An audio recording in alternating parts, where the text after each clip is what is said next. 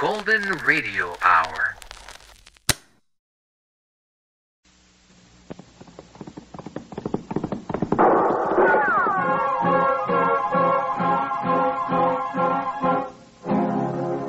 Around Dodge City and in the territory on West, there's just one way to handle the killers and the spoilers, and that's with a U.S. Marshal and the smell of Gunsmoke.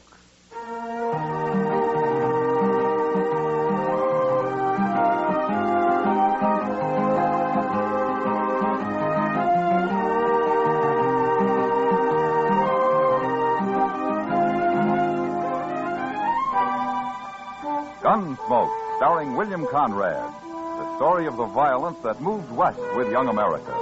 The story of a man who moved with it. Matt Dillon, United States Marshal.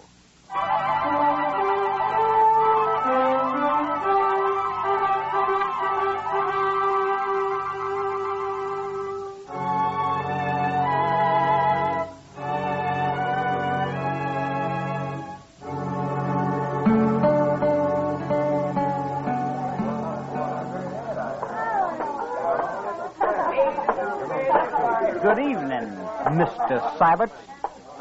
Oh, hello. Hello, Henry. Have a drink? No, thank you, sir. Well, what do you come into a saloon for if you ain't going to drink? No offense, Mr. Sybert. I just don't feel like a drink. Well, man's free to do what he feels like, Henry. Up to a point he is, sir. You're all alike, you Southerners. We keep our word. To men and to women. Now, is that what you're here for, to see I don't run off? No man's going to shame my sister, sir. Oh, what are you talking about? I'm going to marry her in 2 days. Yes, sir. You are. Now, look, Henry. We postponed the wedding last month because I had to go to Abilene on business. I run a big ranch. It takes a lot of hard work and time. And the ranch comes first. Can you get that through your head? I understand. I just hope for your sake you don't have to go anywhere this time. Polly wasn't proud having to call off the wedding last Well, month. suppose you leave that to me and Polly and keep your puppy nose out of this. I don't care for that remark, Mr. Sybert. Oh, no?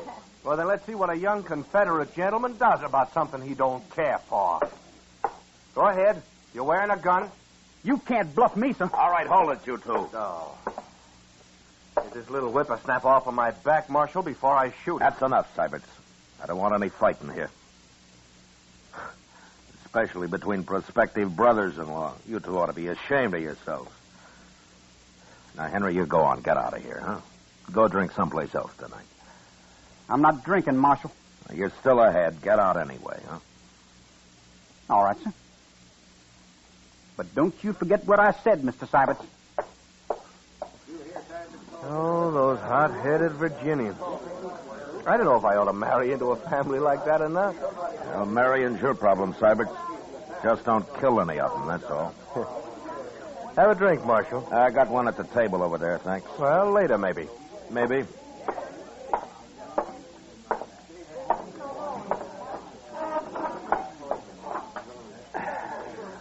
You sure stopped that just in time, Matt. Yeah. That kid wouldn't have had a chance against Nat Sybert. No, but he'd have tried it anyway. They're going to make a real happy family. Now, they'll get along. Sybert's and Polly, anyhow. They will if Henry and his father give them a chance. It's too bad Mrs. Troyman isn't still alive. She'd handle it better. They're nervous about the wedding, that's all, Kitty. And about Sybert's money. They need it bad. They used to be rich, Kitty. Back in Virginia. Sure, before the war. What about now? Why do you think they're so happy to be able to marry Polly off to a big rancher like Sybert? You know it as well as I do, Matt. Yeah, except for Polly. I think she's real fond of Sybert. Sure. And he's fond of her, too. After all, she's a woman, isn't she? Yeah, I know. But maybe you'll settle down now and quit running around so much. I hope so, for her sake. When's the wedding, Matt? Day after tomorrow? Yeah, that's what they say. You're going, aren't you? Yeah, I suppose I'll go. I love weddings. Oh, great heavens, Kitty. I nearly forgot. What? I saw Polly on the street the other day, and she asked me to tell you that you'd be welcome at the wedding if you want to come. She did? Well, I've only met her at the store and around. Seems she likes you. Anyway, that's what she said. Well, gee, Matt. You think I should? Well, you were invited by the bride. I don't know why not. Well, maybe I better think it over. She's got enough trouble as it is. But anyway, I feel kind of good, her asking me. They're just people, Kitty. Like anybody else.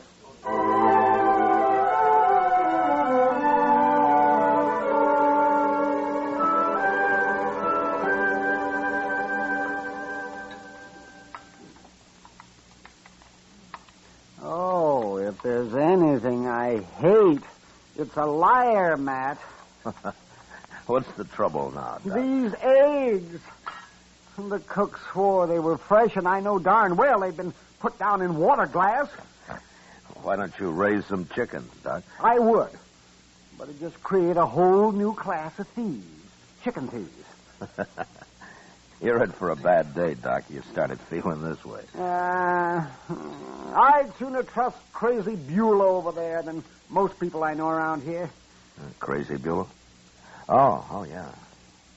I haven't seen her in a long time. You know, that's the funny thing about her, Matt. She's still sort of pretty. Till you look in her eyes, she is. You know, Doc, I can't help feeling sorry for her. Well, I know, but there's nothing anyone can do to help her. No, I guess not. She came to see me a couple of weeks ago. Had the ague. No? And she paid my fee, too. And if Crazy Beulah can pay up, you'd think the more prosperous citizens around here could, too. Oh, I sometimes wonder about these people, man. Really, I do. Maybe you charge too much, Doc. If I charged nothing, they'd still cheat me somehow. Good morning, Mr. Dillon. Chester, Hi, how are Doc. you? Chester. Hey, looky here at this. Read it. No? If Nat Syberts marries that Tryman girl, there'll be a killing. I'm warning the law to stop it before it's too late. No, there's no signature. Where'd you get this, Chester? It was under the office door when I opened up this morning. What do you make of it? Let me see it, Matt. Here, Doc. Oh, it's printed. Thought I might recognize the writing. Well, that's why you printed it, I guess. I see. I wouldn't want to be in Nat Sybert's boots. Young Henry is going to shoot him if he doesn't marry Polly. And here somebody is going to shoot him if he does. Well, all in all, it'll make for a lively tomorrow. Chester, I think we better talk to Syberts about this. Yes, sir. He's staying at the Dodge House till after the wedding. Yeah, I know. Well, so long, Doc, and be sure and have a pleasant day, huh? Oh, surely, Matt. So long.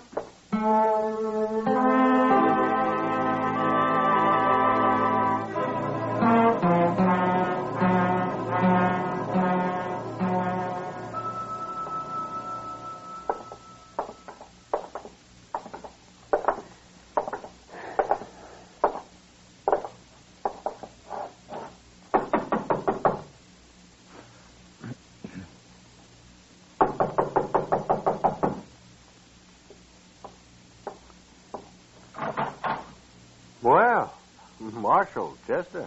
Oh, Mr. Syberts. I'd like to talk to you, Syberts. Why, sure, Marshal. Come in. Thank you. Chester found this note at the jail this morning, Syberts. What in the... Who wrote this? And I thought maybe you could tell me. No, I've got no idea, Marshal. Oh, can you think of anybody who doesn't want you to get married, Syberts? You was there last night, Marshal. Sure don't look like it. Yeah, I know, but I was thinking of somebody else, some enemy of yours who maybe wants to cause trouble. No. I've got enemies, sure. What man hasn't? But they don't have nothing to do with me and Polly. What'd they care if I get married? Well, say, maybe it's just a joke somebody's playing on you. Mighty poor joke under the circumstances. Yeah, I suppose it would be. Old man told me to stay away from women a long time ago. I should have listened to him. It's a little late now, isn't it, Syberts? Yeah. If you got any ideas, let me know, huh? Anyway, we'll be at the wedding. We'll do what we can. And I'll be wearing a gun, too, Marshal. You can count on that.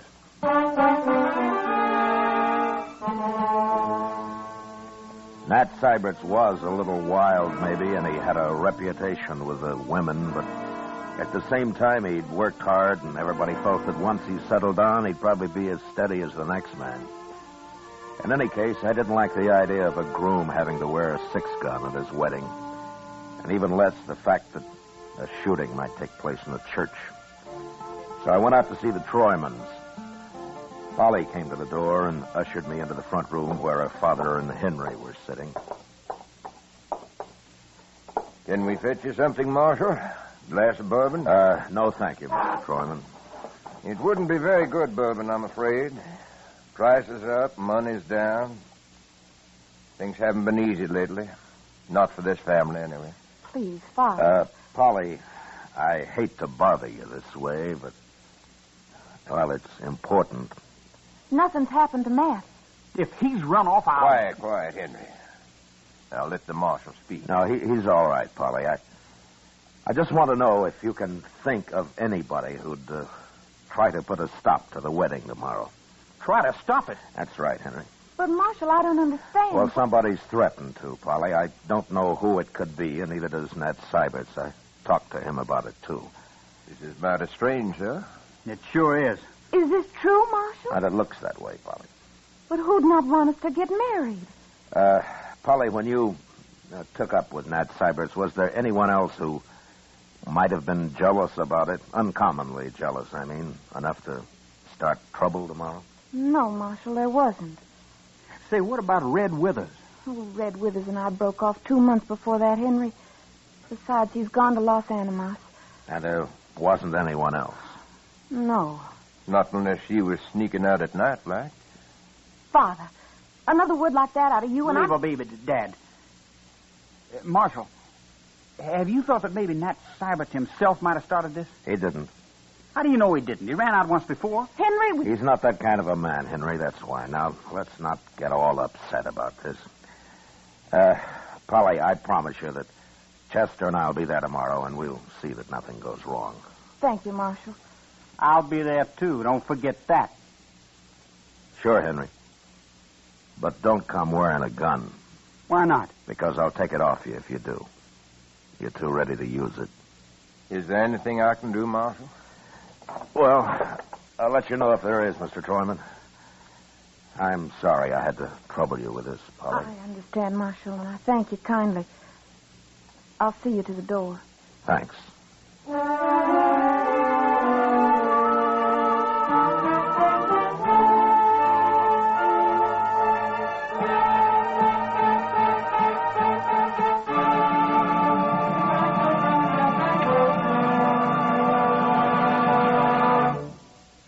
We will return for the second act of Gunsmoke in just a moment. But first, with the arrival of warm weather, people tend to forget their troubles and other people's troubles, too. We go off for the pleasures of the beach, the forests, and the countryside. By all means, let's get the most that life has to give. But let's keep the need of the Red Cross, the continuing need for blood, somewhere in our minds. At least once this summer, give a pint through your local chapter. Don't forget, disaster waits on no season. Give blood during the summer, too. Now the second act of Gunsmoke.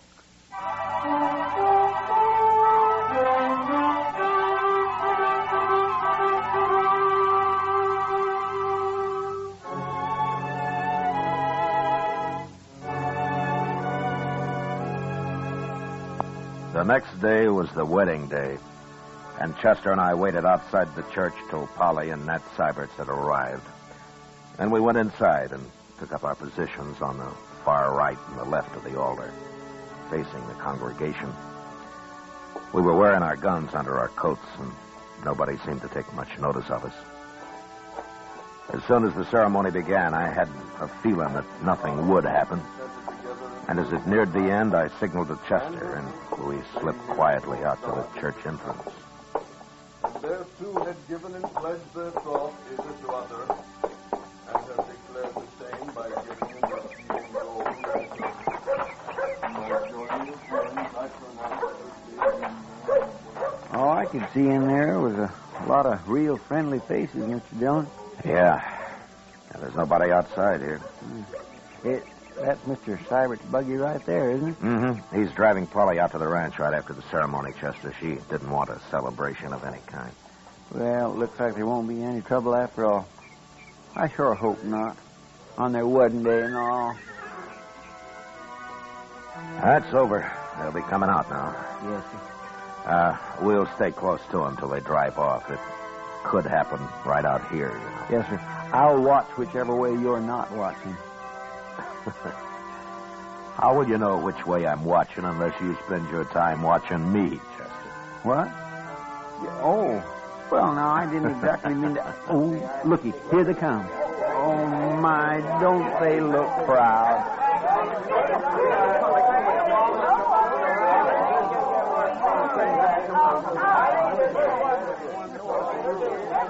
Marshal. Congratulations, Cybert. Oh, thank you, Marshal. Let's get over here for a minute, huh? Sure.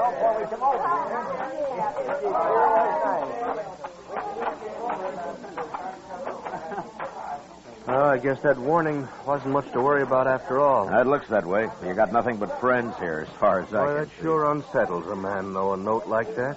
I think you can forget about it now, Cybert. I'll forget it when I find out who wrote it, Marshal.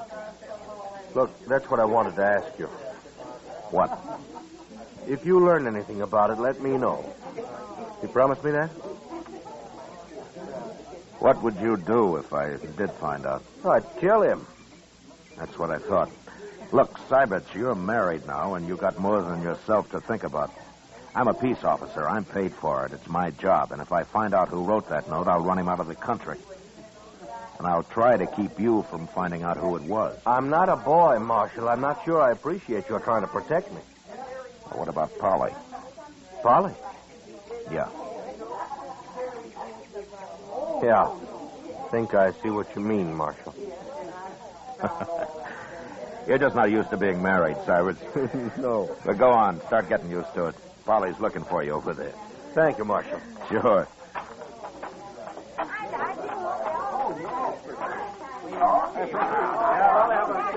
Well, are we all set to go? Anything wrong, Mr. Dillon? Not a thing, Chester. Come on, let's see him off. Thank you. All right, Polly. Up you go, honey. That's the way. Bye, Father. Bye, So long, honey.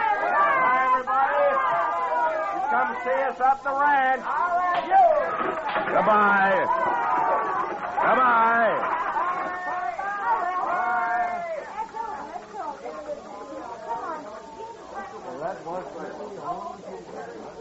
Oh, my goodness, Mr. Dillon. What, Chester? Oh, I'm just like an old woman at a wedding. You know, they ought to have more weddings here. Well, if you like him that much, Chester, why don't you do something about it? Well, what could I do? Get married. Huh? Me? Get married? Well, why not? Oh, now, Mr. Dillon, you know I can't do that. Why, I don't make enough money to keep body and soul together just for me, let alone a wife and a lot of kids and in-laws and all that. My goodness. Well, you could start with just a wife. Did you hear that? Yeah. It's down the road Cyberts took. Come on, grab a horse. Anybody's horse, Chester. Pardon me. Come on. Come on.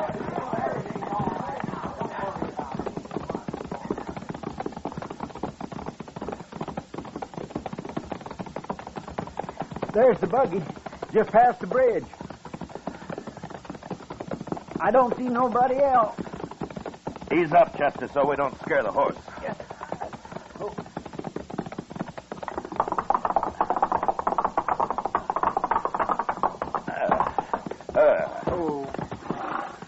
All right, take a look under the bridge, Chester. All right.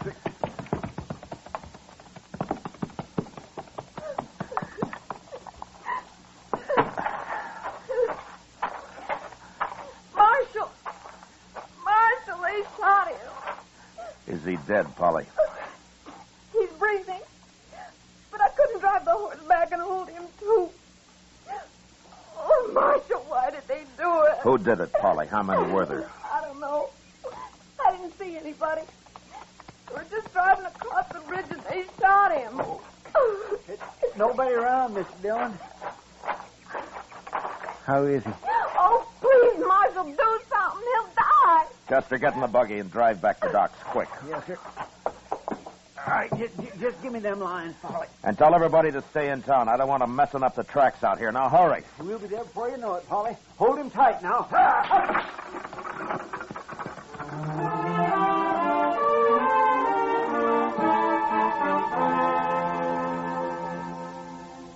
As soon as the buggy had gone and the dust had settled, I looked around. Everywhere, but could see no one. Then I walked back and followed Chester's horse tracks down off the wagon road. His were the only marks on that side of the bridge, so I crossed over to the other side. And there I found the footprints of what must have been either a child or a woman. They led off in the direction of a small cabin about 300 yards away. And I followed them, gun in hand, at a slow trot. When it was clear that whoever it was had gone straight to the cabin, I left his trail and approached the door from a right angle.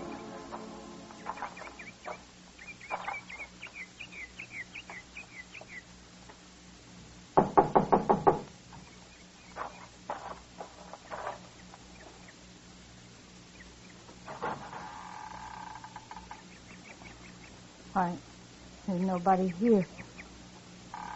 Hold it. Oh, you, Marshal. Beulah, come on outside, Beulah, quick. Now, who's in there? Tell me. Nobody, Marshal. Nobody now that I'm out here. You're trapped. Come out with your hands up. What are you yelling for, Marshal? There, I got my hands up. See? Get out of the way, Beulah. Get out of the way.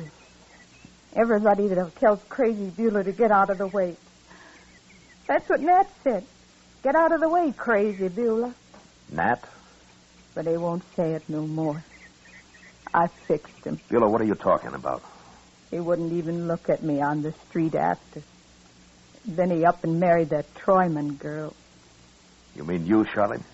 I warned you, Marshal. I told you to stop it. I told you what would happen. I told you. Why didn't you stop it? Why didn't you stop it? Beulah, take it easy now. You believe me, Marshal? What? Take a look in the cabin. By heaven, I will.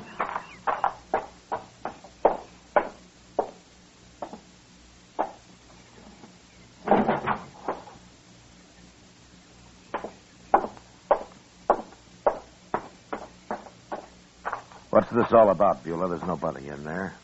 Now my rifle. Well, where is it? Right there by the door.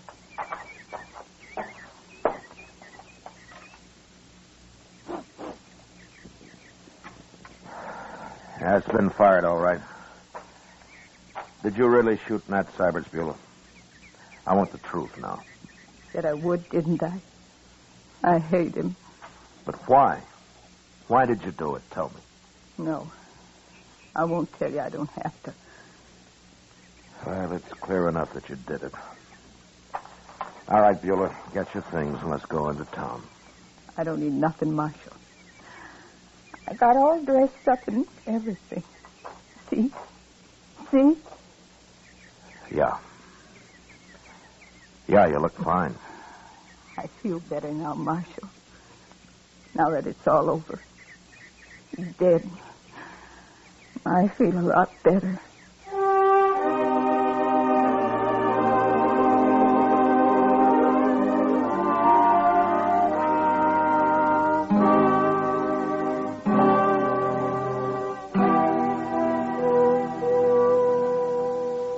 Give her anything she wants, Chester. See that she's comfortable. Yes, sir, I will. It sure beats all, though, don't it? Yeah.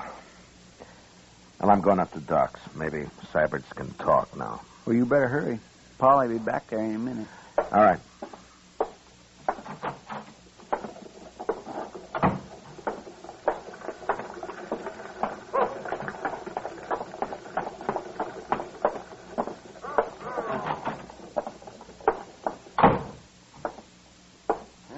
Hello, Matt. How is he, Doc? I can't tell yet, but Don't wear him out. No. Hello, Syberts. Marshal, I guess we should have stayed with you a little longer, huh? I don't even know where it came from, Marshal. He was under the bridge there, I guess. Got me right in the back. It wasn't a he, Syberts. It was a she. A woman? Crazy Beulah. I just locked her up. Well, how do you know it was her, Marshal? I trailed her to her cabin, and she admitted it. Did she say why she did it? She said you wouldn't look at her on the street. Told her to get out of the way or something. Doesn't matter much. Unless you want to tell me.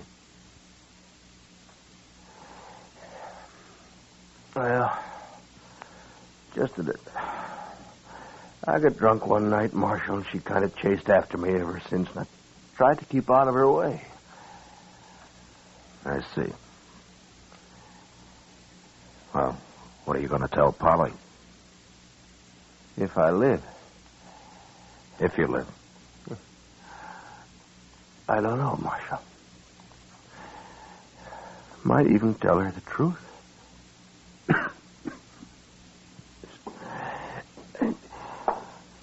All right, Matt. Now, that's enough. Yeah, sure, Doc. So long, Syberts. Bye, Marshal.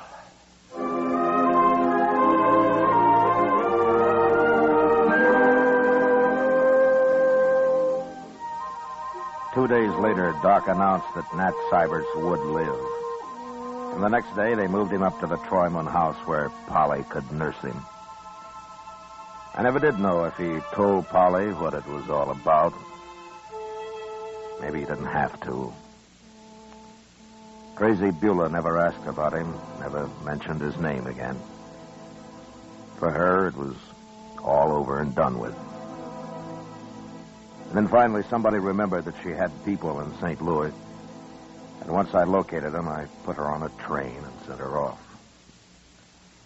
She seemed quite happy about the trip. And more normal than I'd ever seen her.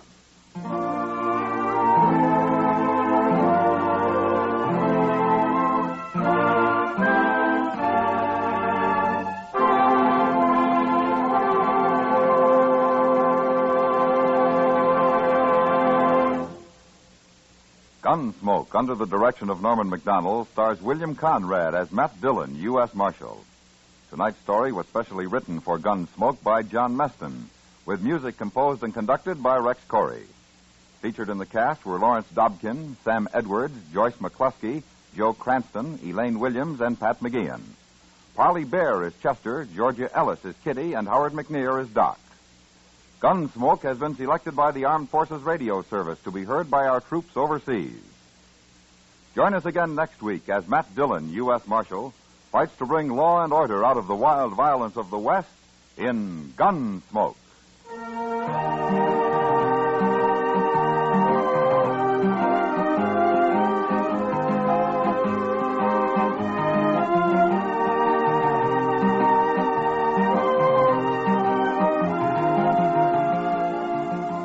Beginning next week, Gunsmoke will be heard a half hour earlier over most of these same stations. Remember, Gunsmoke, a half hour earlier beginning next week. Every Sunday evening, listen for a new drama of escape at the Star's address. This is George Walsh speaking. Sunday nights, Dick Powell is rough, tough Richard Diamond, private detective on the CBS Radio Network.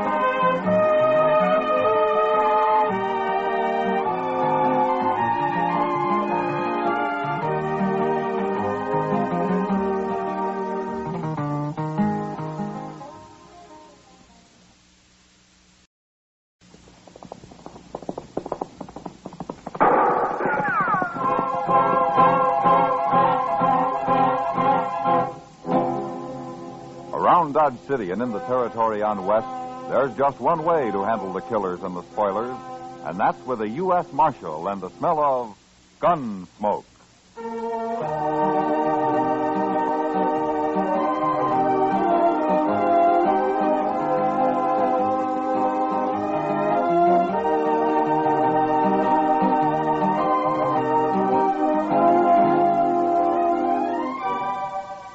Gunsmoke, starring William Conrad. The transcribed story of the violence that moved west with young America.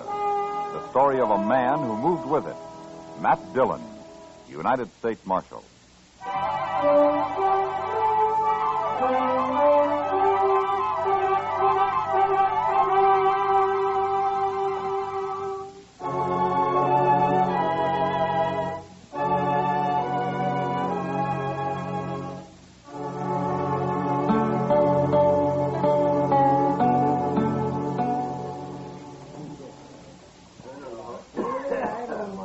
That's Harry Pope over at the bar there, Mr. Dillon. A little short fellow. Ah. Where'd he tell you he's from, Chester? Boston. Or near there. He's a long way from home. Yes, sir. Well, it seems his wife died, and he wanted to move somewhere else. So he come out here about 4 months ago and built himself a little sod hut out on the prairie. Planted some corn, and now he's trying to raise a few hogs. That's all. And he's scared to death, huh?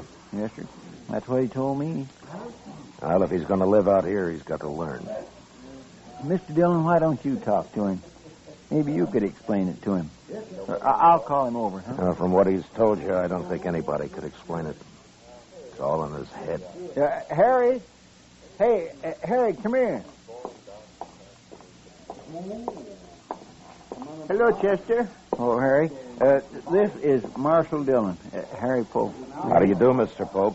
Why don't you sit down? Nobody ever called me Mr. Marshal. All right. Chester tells me you've been worried lately. It's the Indians, Marshal. They come scratching around at night, and they hoop and holler some, too. Yeah, I know. Tell me, do they do this every night? No, sir. But maybe once a week they do. Well, what makes you think they're Indians, Pope? I can hear them, that's why. I got a good stout door, or they'd have been in on me long time ago. You know what coyotes sound like? They ain't coyotes. I can hear them talk. Oh? Well, what do they say? They just yell. I can't understand it. But I asked Chester here if maybe the army wouldn't come out and run them off. Marshal, if they ever catch me outside my hut, I'll be done for. Pope, let me tell you something. If what you've been hearing was Indians, you'd have been done for a long time ago. Indians don't just scratch around at night like that, and they don't come whooping and hollering like that either. Now, you've heard talk about Indians, and, well, you're scared of them, and well, maybe your imagination's done the rest. No, sir. Them are Indians. They're right there. I can hear them talking, I tell you. Well, then why don't you shoot them? Well, I don't have a gun. What? Figured that'd just make it worse, Marshal, if I started shooting at them. Well, do you know how to shoot? Oh, yes, I learned in the Army. Well, then you better get a gun. A man needs one out here, Pope. And besides, if you go out of your hut after them the next time they come, you'll see what I mean. But if I kill any of them, don't you think they'll go after their whole tribe? No, Pope, I don't think they will. Well, all right, Marshal, I'll try it. I'll get me a gun today.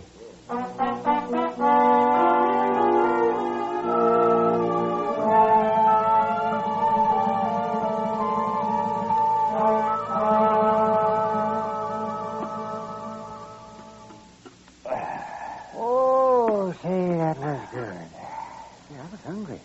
Oh, and I nearly forgot, Matt. Chester said not to wait for him. He'd have supper later. Oh, what's he doing, Doc? He's talking. Talking? To a girl, Matt, and a pretty girl. And he was doing all the talking when I left. She just stood there shaking her head. Smart girl. Oh, I don't know, Matt.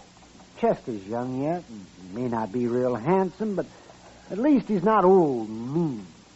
Did you ever try to borrow $1 from him, Doc? Yeah, and I did, too.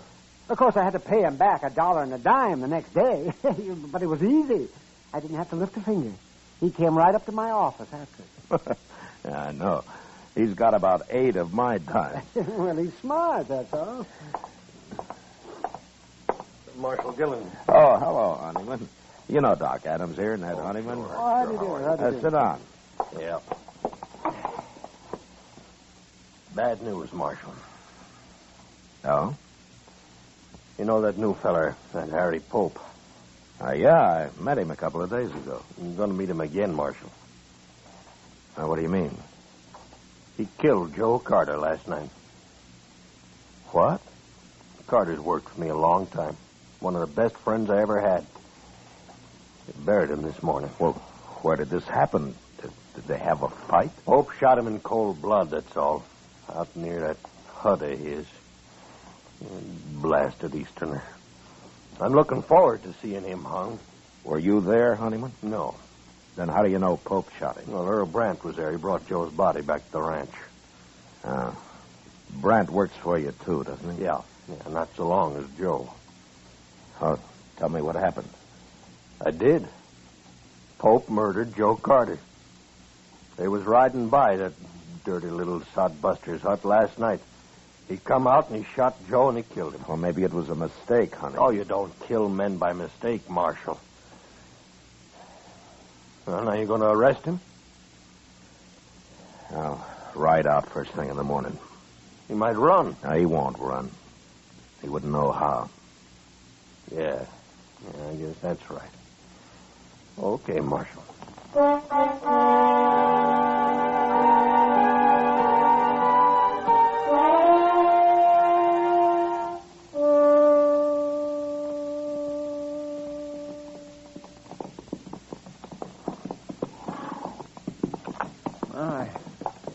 Ain't much of a place Pope's got here, is it? Well, he's only had a few months, Chester. Yeah. Besides, he's new to this country. There he is, over by the hog pen. Oh, yeah.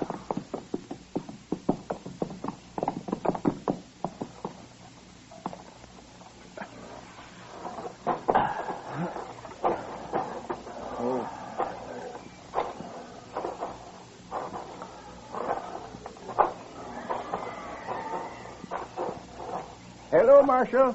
Chester. Hello, Harry. Pope? Marshal? They was back again, all right. Night before last. Who was, Pope? Them Indians. But I came outside and shot at them, like you said, and they rode off. I just hope the whole tribe don't come out after me now. Pope, how many Indians were there? It's just 2. That's all I saw, anyway. You say you shot at them. Did you hit them? Well, I couldn't tell. It was too dark. I tried to, though. Well, tell me what happened, Pope. Well, sir, I heard him just like before. So I got my gun and I loaded it. Then I yelled at them. I don't know if they heard me, but they put a couple of shots into my hut there. Then I opened the door just a little bit, and I heard one of them riding off right over that way. I took a couple of shots at him, and then the other one started shooting at me from somewhere, so I ducked inside again and waited. But they didn't come back. At least not yet, they ain't. No. I sure hope you're right about them not bringing the whole tribe, Marshal. Pope, those weren't Indians. Oh, Marshal, why do you keep saying that? I know better. They were 2 men who worked for Ned Honeyman, and one of them, Joe Carter. You killed. What? Earl Brandt was the other man. He took Carter's body back to the Honeyman Ranch. He did? I'm afraid you made a bad mistake, Pope. Oh, but how do you know about this, Marshal? Ned Honeyman told me. He could be lying. Honeyman has his faults, but lying isn't one of them. Then you believe I killed that man? It looks that way. Well, I don't know what to say, Marshal. Pope, has there been any trouble between you and these men? Oh, no, sir. No, I hardly know them. They've ridden by a few times, that's all, but I wouldn't have shot at them if I'd known who they was. Except it couldn't have been them. They were shooting at my hut first. Oh, it just don't make any sense at all. I think he's telling the truth, Mr. Dillon. You going to arrest me, Marshal? Well, the Indians that you've been hearing around your place don't exist, Pope. Indians just don't act that way. And, well, I believe you think you've been hearing them. Maybe it's getting worse with you. And so the other night you heard those men riding by and, well, you just started shooting. You think I'm crazy, don't you? I don't think you intentionally murdered Carter, if that's any help. Then you're not going to arrest me? No, I'm not. Maybe we ought to go talk to that fella, Brand, huh? No, it's better if they come to us, Chester. And they will. He and Honeyman both. Okay. Now, don't get scared and try to run, Pope. You wouldn't get very far. I won't, Marshal.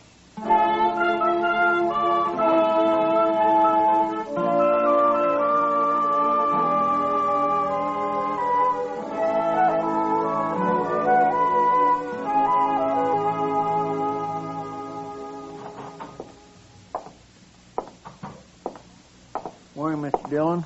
Morning, Chester. You were right. They're in town already. I saw them on the way here. Oh, good. I think Brant knows something he hasn't told Honeyman, Chester. Maybe we can get it out of him. I hope so. I sure do feel sorry for that poor little fellow, Pope, even if he is crazy. I'm not so sure he's crazy. But anyway, we'll soon find out. Yes, sir. Here they are.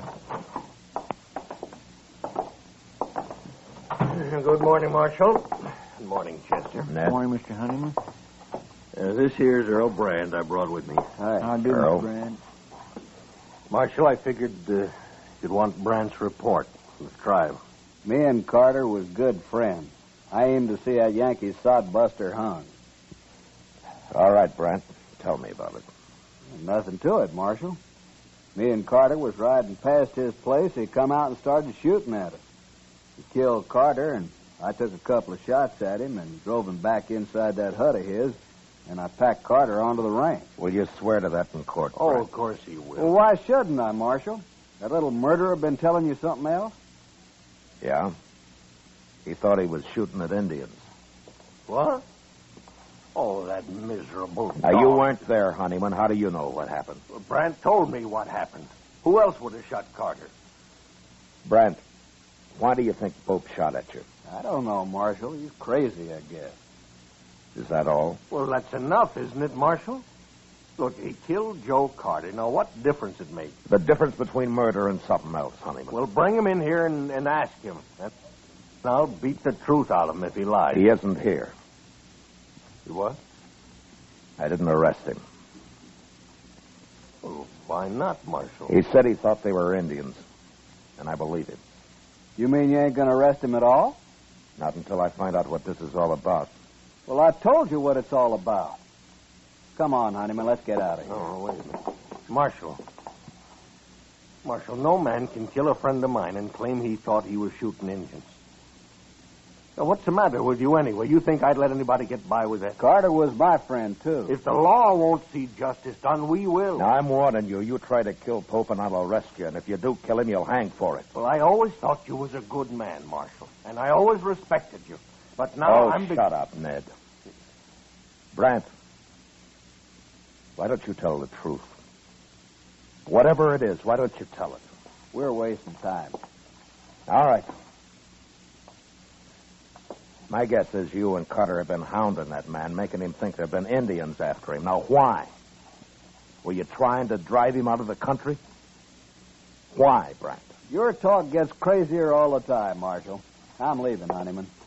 For the last time, Marshal, You going to do anything about Carter's murder? It wasn't murder, Honeyman. Don't you see that now? He's dead and Pope shot him. That's all I know.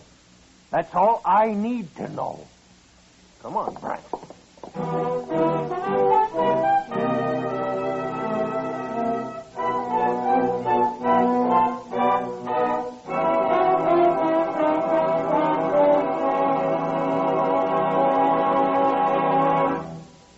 We will return for the second act of Gunsmoke in just a moment. But first, tomorrow night, man your armchair action stations and join Dick Powell as Richard Diamond, private detective.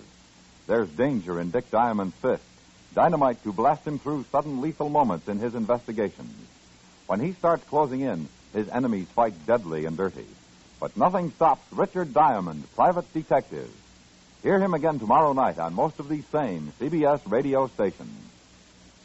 Now the second act of Gunsmoke.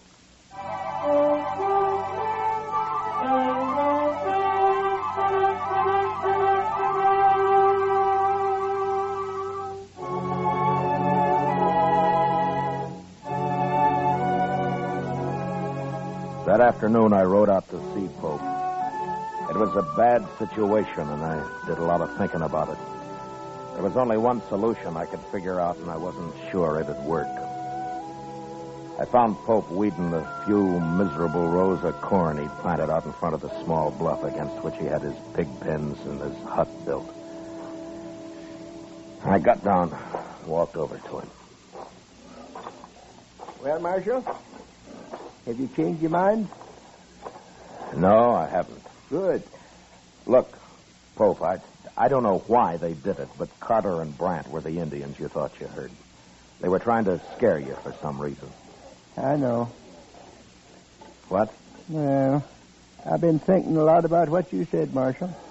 And I figure you know what Indians are like and that you wasn't lying to me. So it must have been Carter and Brandt. Well, have you thought of any reason why they were doing it? No, sir. None at all. Honeyman and Brandt want you arrested, Pope. You going to do it? I have no reason to. But they're threatening to take it into their own hands. Can't you stop them? I can't arrest them for talk. Listen, Pope. Now, you won't like this, but it'd be better if you left here. Now, it isn't your fault, but you've got enemies now, and you'd be a whole lot safer somewhere else. No. No, I won't leave.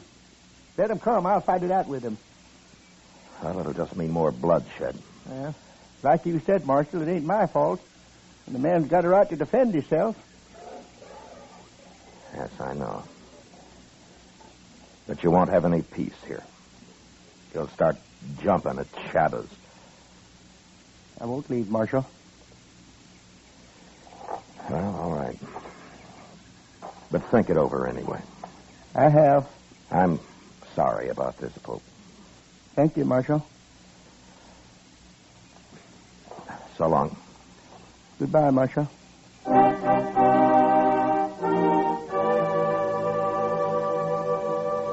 Pope went back to weeding his corn, and I rode off past his little hut and around the narrow bluff he'd built it against. I'd gone maybe half a mile beyond when I heard 2 rifle shots behind me. I turned and raced back to the bottom edge of the bluff where I dismounted and walked up to where I could see around it. And just then I heard a horse coming along the trail, and I stepped back and waited. Whoever it was would pass within a few feet of me.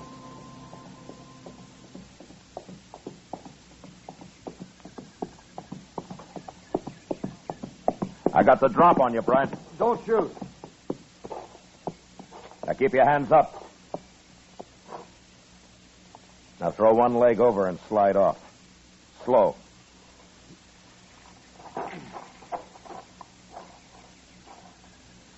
How long you been here, Marshal?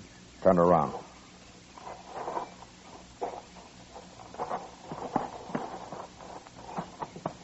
All right, you can put your hands down. I might as well tell you, Marshal. I just shot that Yankee sodbuster. Well, that's something to be real proud of, Brent. He killed a friend of mine. Pope meant no harm to either one of you. What were you trying to do to him, you and Carter? We were just having a little fun, that's all. Fun? There's no use lying now, Marshal. There never was. Well, we'd have a drink or two and ride over now and then, give him a few war whoops. He'd just sit in his hut and shake. One night I sneaked up the door. I could even hear him crying inside. He was sure scared that time. Yeah, that must have been a lot of fun. Not as much as next day when we'd ride back and hear all about how the Indians were after him. I even wanted the army to come out and run him off. I know. It'd been all right if he hadn't gone and bought himself a gun. I advised him to. You did? I'm sorry if I spoiled your fun, Brent. Carter's dead because of you. Does Honeyman know about this? I told him I was going to get Pope, is all. And he agreed? He just said he sure hoped somebody'd get him. All right, Brent, let's go bury him. I ain't going to bury him. Let him rot. You'll bury him. Or I'll bury both of you. Now, you take your choice. You mean that, Marshal? Get moving. Sure.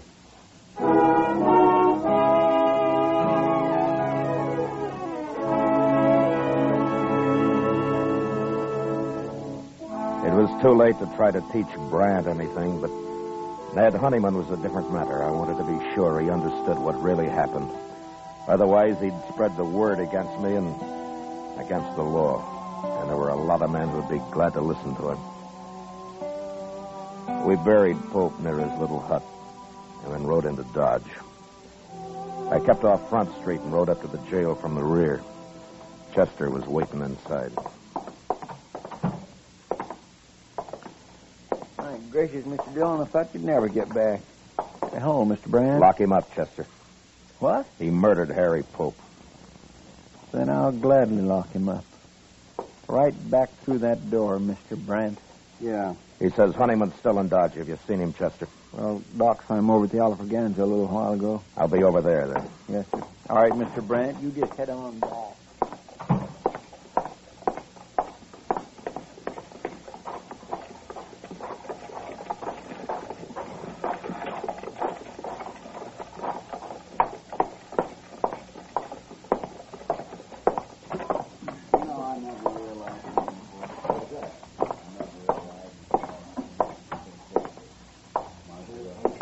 Hello, Honeyman.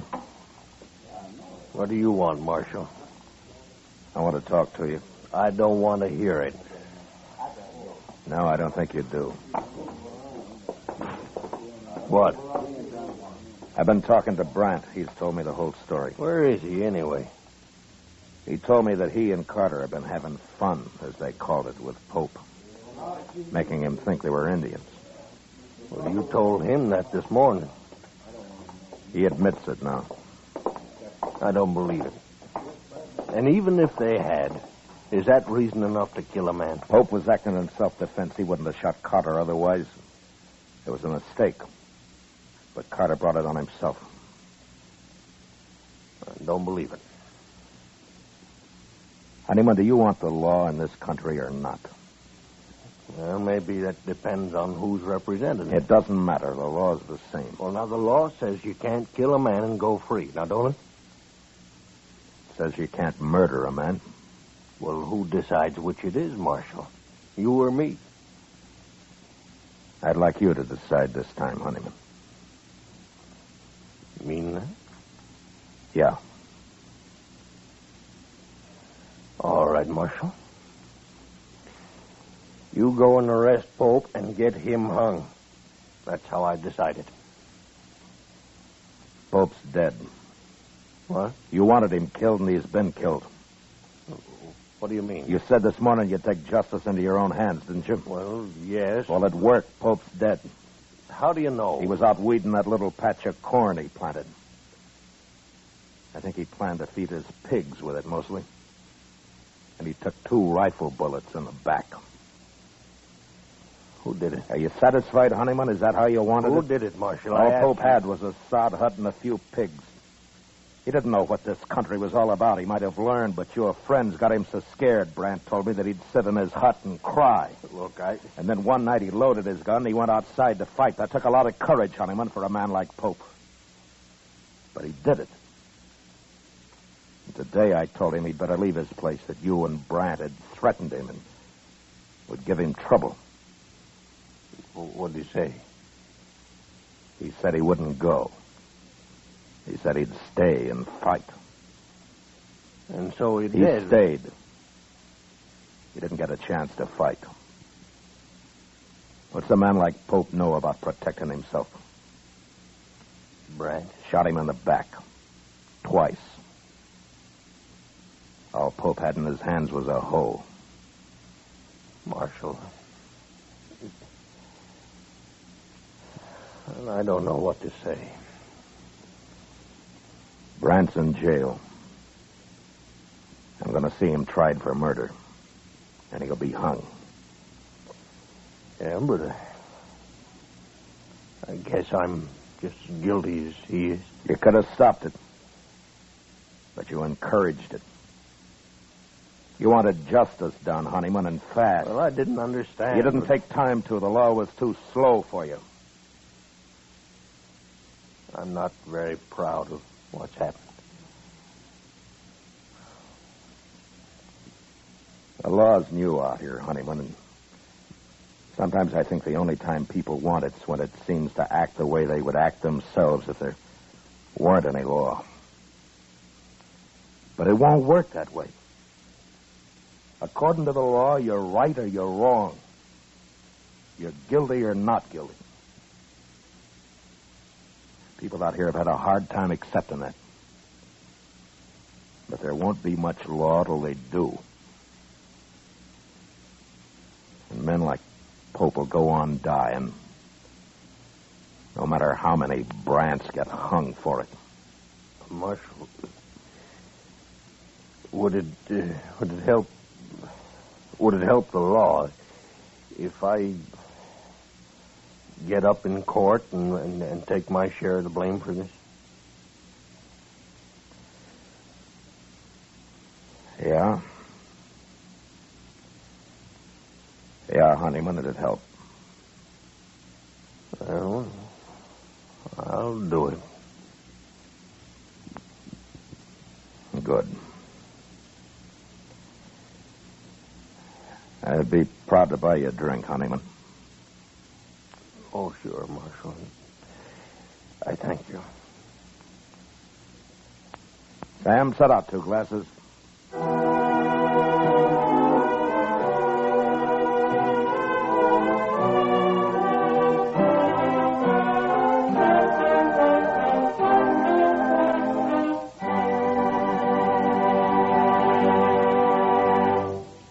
Gunsmoke, transcribed under the direction of Norman MacDonald, stars William Conrad as Matt Dillon, U.S. Marshal.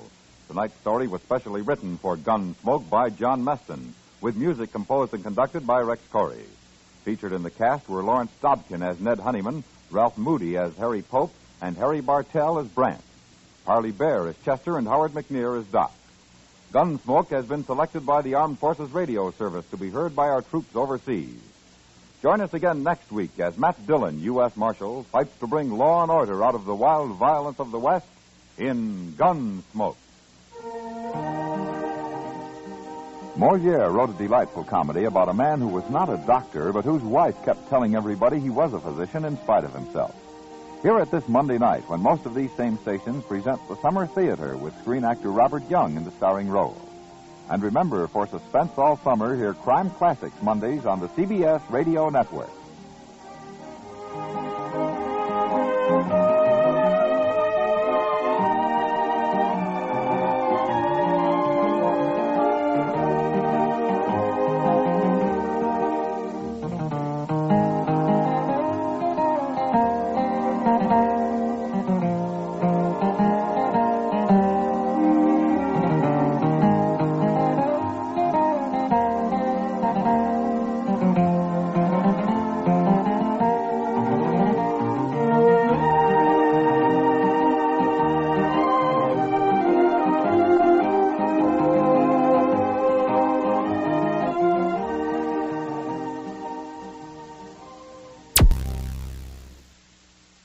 Thank you for listening. Please like and subscribe.